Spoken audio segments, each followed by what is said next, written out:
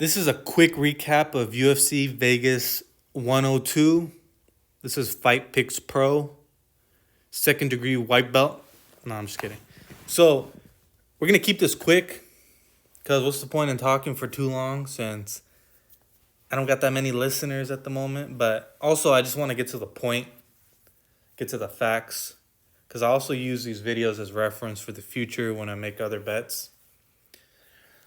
So, Jared Cannonier pulled off the victory. Very surprising. But apparently, Gregory Rodriguez does not have championship round cardio. Okay? He got finished in the beginning of the fourth, but that was basically due to exhaustion. Jared did damage him, but in the end, it was because Gregory just didn't have the strength to continue fighting and just crumbled. Next, Yusuf Zalal defeats Calvin Kattar. I mean, I got this correct as far as Zalal being the winner. I thought he'd be able to go for a finish, get another submission, but this guy was just skipping around the outside of the cage, not really engaging, just content with winning by points, apparently. So I'm glad I got the pick correct, but it was disappointing as a viewer. Edmund Shabazian was able to get a KO in round one. I did kind of have this feeling that he'd be able to get a KO, but that's not what I went with here. I just went with Shabazian being the victor. I know Dylan Butka loves just grabbing his opponents and staying close to them so they can't hit him, but he wasn't able to do that here. And although he did come out in the beginning of the fight looking like he had developed his striking game, and I heard he had moved camps to improve his game, he wasn't really able to show any of that, other than the willingness to strike in the very beginning. But, I mean, once he got hit, he just curled up and was like, nah, I'm good. But we already kind of knew that about him. Nazim Sadikov defeats Ismail Bonfim via KO round one. I mean, that's kind of the case, but it's kind of not. So I got this pick correct. But if you were watching at the beginning of round two, they were asking him in the corner if he could see, if he was able to continue. And although verbally he did seem though he said yes, his body language was shouting no. And the ref did wave off the fight. And then after he waved it off, then Ismail fell to the ground like no, like how could you stop it? Like, what are you doing? But I mean, if you really want to continue the fight, you need to be adamant about it. You need to leave no doubt that you're okay, you want to continue. And that wasn't the case here. I think he was looking for a way out. So I don't know if this is a all hammer, no nail issue, but we got to keep that in mind in the future. Okay, next, Andre Petroski defeats Rodolfo Vieira via round three decision. Now, I don't have much to say about this other than it was pretty boring, it was close, and it was disappointing as far as Rodolfo Vieira's performance. I mean, you're a submission expert, so you would think you'd be in camp drilling like 100 ways to take down your opponent so you could find a submission. But he was not able to do that. And for some reason, he was a little too comfortable just standing up and striking. It's very annoying from a betting perspective when someone doesn't implement the game plan you know they should be best at. Next, Jose Delgado defeats Connor Matthews via KO in round one. I got Delgado correct. I got the TKO correct. I thought it happened a little later. But, yeah, Jose Delgado comes out. He comes out early just in general, and he throws hard. Throws fast.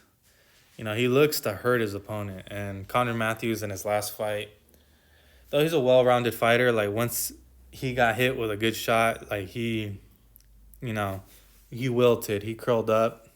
And he kind of did the same thing in this fight, though at first he did continue.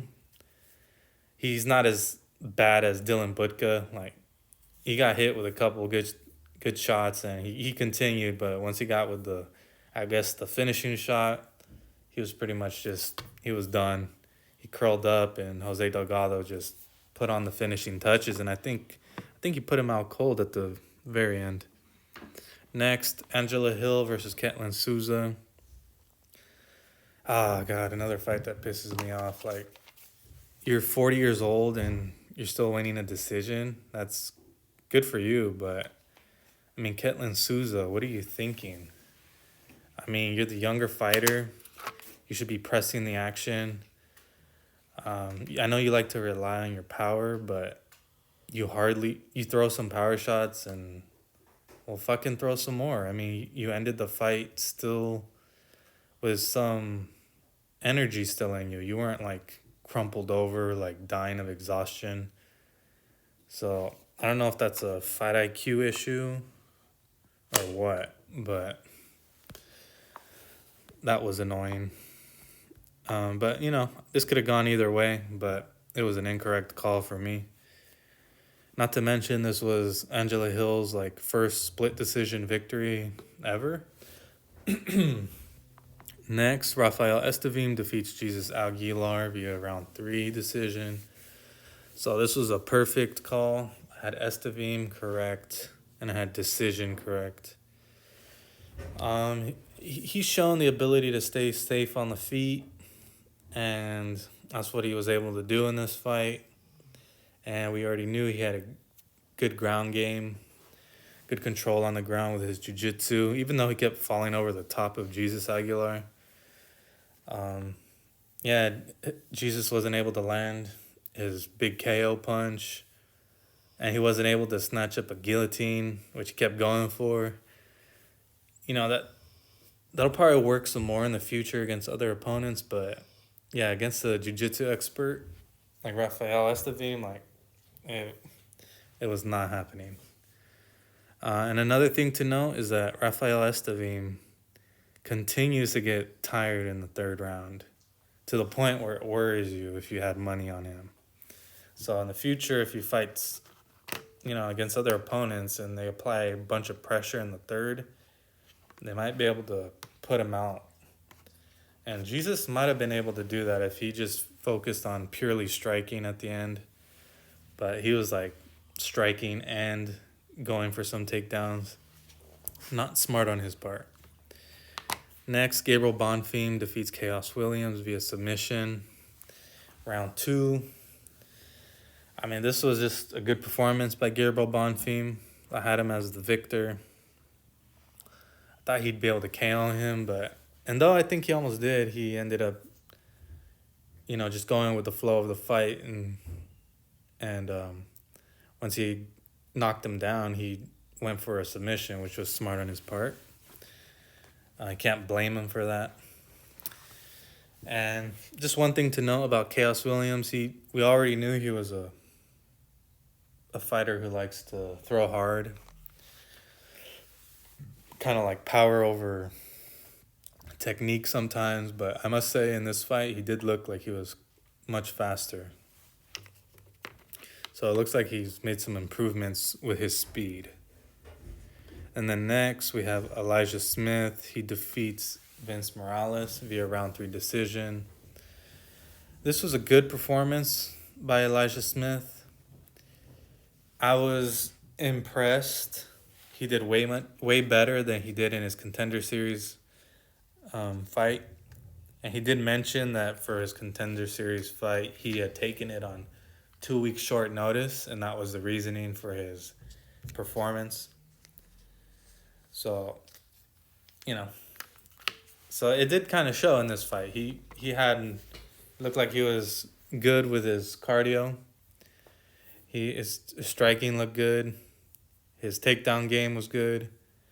And though he did have me, I was getting a little nervous when we saw Vince Morales throwing up some crazy looking submissions, but things you don't really see in too many fights.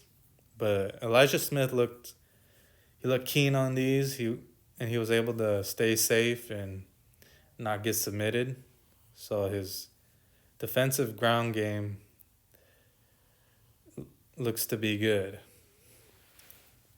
Next, Walter Walker defeats Dontel Mays via submission in round 1. Wow. We should have seen this coming. Or I should have seen this coming. I think in this one I got the pick correct because I knew Dontel Mays, his get-up game once he gets taken down is almost non-existent. Just as we saw again in this fight, except Walter Walker he likes to hunt for finishes apparently, and we should have known that based on the Justin Toffa finish. I think it was the same exact finish actually. I guess I was just trying to play this safe. That's the reason I picked decision. But next, Jacqueline Cavalcante defeats Julia Avila by decision.